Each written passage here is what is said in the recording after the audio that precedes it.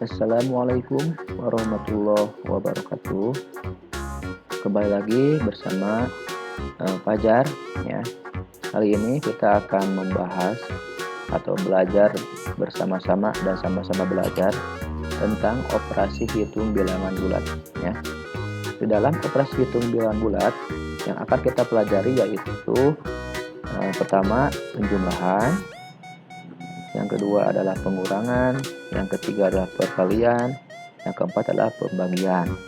Nah, kemudian sebelum kita ke rumus-rumus, hitung-hitungan, pembahasan soal, nah dalam penjumlahan ya kita harus mengenal dulu ya sifat-sifat operasi hitung bilangan bulat dalam penjumlahan. Nah, di dalam penjumlahan itu ada 5 sifat ya. Pertama ada sifat yang namanya sifat asosiatif, yang kedua ada sifat komutatif, yang ketiga ada sifat identitas, yang keempat ada sifat inverse, yang kelima ada sifat tertutup.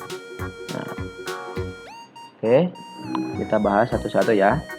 Pertama, sifat asosiatif.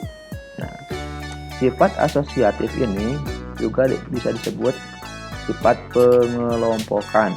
Nah, di dalam sifat asosiatif, meskipun tanda kurungnya ditukar, ya, namun hasil penjumlahannya akan selalu tetap. Ya. Nah, ini bentuk umumnya.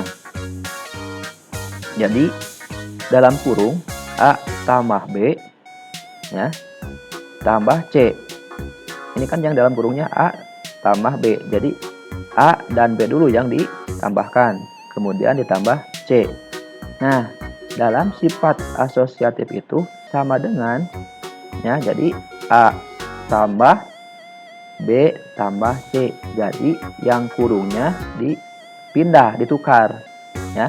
Yang awalnya tadi kan A tambah B dalam kurung, sekarang ditukar jadi B tambah C yang dalam kurungnya. Nah, dalam sifat asosiatif nilainya akan selalu tetap ya.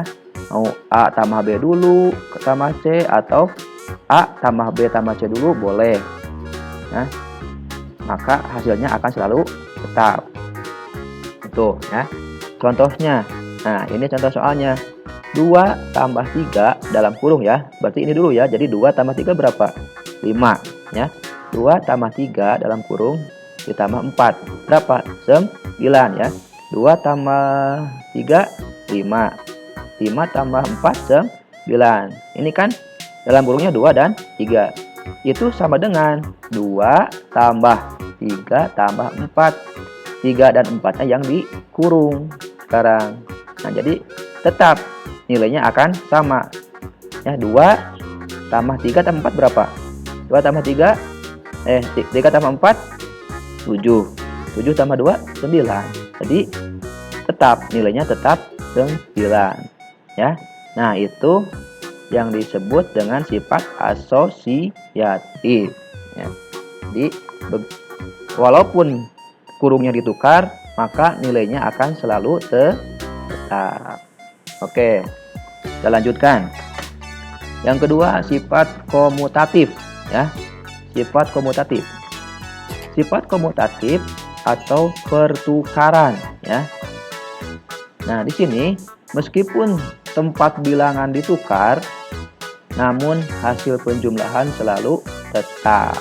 Nah, jadi ini bentuk umumnya nih. Bentuk umumnya, nah ini bentuk umumnya A tambah B sama dengan B tambah A ya. Walaupun ini kan awalnya A ditambah B. Nah, itu sama juga dengan B jadi di awal ya, B tambah A. Maka tetap nilainya akan sama ya. Baik A tambah B maupun B tambah A. Nah, contoh. Nah, 5 tambah 4 sama dengan 4 tambah 5 kan. 5 tambah 4 9. 4 tambah 5 tetap 9. Walaupun posisi angka 5-nya yang ini di depan, yang ini di belakang ya. Nah, akan selalu tetap nilainya sama ya. Nah, itu adalah sifat komutatif ya, atau pertukaran. Selanjutnya yaitu sifat identitas. identitas ya. Nah, jika bilangan bulat dijumlahkan dengan 0 ya, dengan angka 0, maka hasilnya bilangan itu sendiri. Nah, jadi ada bilangan bulat ditambah dengan 0, pasti hasilnya bilangan itu sendiri. Nah, bilangan 0 tersebut merupakan unsur identitas pada penjumlahan. Jadi 0 itu merupakan unsur identitas. Contoh, bentuk umum ya, bentuk umum. A tambah 0 sama dengan 0 tambah A sama dengan tetap A ya. A tambah 0 sama dengan 0 tambah A. Pasti nilainya pasti A. Bilangan itu sendiri. Contoh, 29 tambah 0 sama dengan 0 tambah 29. Pasti tetap hasilnya adalah 29. Bilangan itu sendiri. 1 juta tambah 0 tambah 1 juta, tetap pasti hasilnya 1 juta, yaitu bilangan itu sendiri. Nah, itu yang dinamakan identitas. Jadi 0 itu merupakan identitas pada penjumlahan ya. Tuh. Kemudian yang selanjutnya, yang keempat, sifat inverse ya. Inverse atau disebut juga lawan ya, lawan, kebalikannya. Nah, inverse atau kebalikan atau lawan ya, hasil penjumlahan bilangan dengan inverse-nya selalu menghasilkan 0. Nah, jadi hasil penjumlahan bilangan dengan inverse-nya atau dengan lawannya selalu menghasilkan 0. Ini kebalikannya, lawannya. Berarti kan kalau lawannya positif, pasti lawannya negatif. Nah, ini bentuk umumnya. Bentuk umumnya A ditambah negatif A sama dengan A dikurang A. Ini kan positif kali negatif, negatif ya. Jadi A ditambah. Nah, sekarang inverse dari A, kebalikan dari A apa? Ini kan negatif A. Nah, jadi kan ini A positif. Nah, ini A positif. Ini A positif ditambah inverse. Inverse dari A positif yaitu A negatif atau negatif A.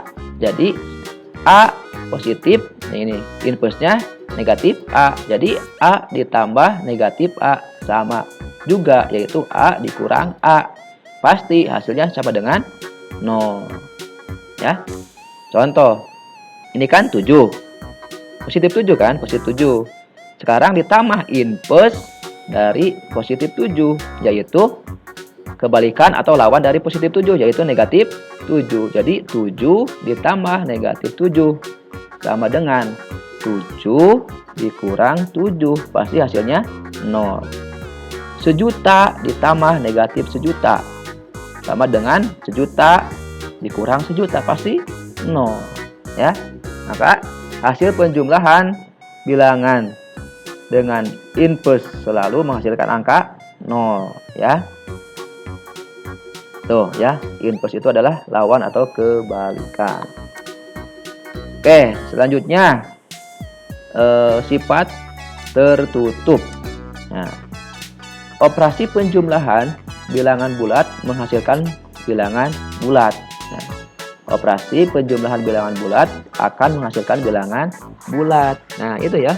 Jika bilangan bulat dijumlahkan dengan bilangan bulat, pasti hasilnya bilangan bulat.